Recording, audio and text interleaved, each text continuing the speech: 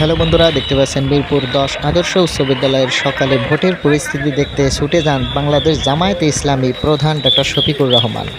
সকল রুমের প্রিজাইডিং অফিসারদের সাথে দেখা ও সালাম বিনিময়। দেখতে থাকুন সম্পূর্ণ ভিডিওটি। আর আমার এই নতুন চ্যানেলে আপনি যদি নতুন হয়ে থাকেন তাহলে অবশ্যই সাবস্ক্রাইব করে সাথেই থাকবেন। ভিডিওটি ভালো লাগলে অবশ্যই একটা লাইক আর আপনার মূল্যবান মতামত জানাতে কমেন্টসে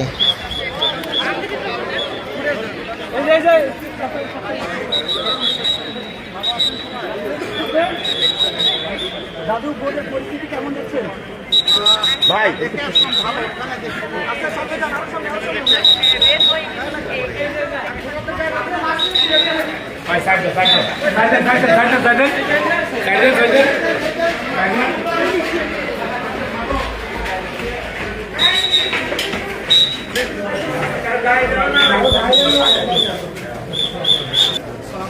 সবাই ভালো আছেন?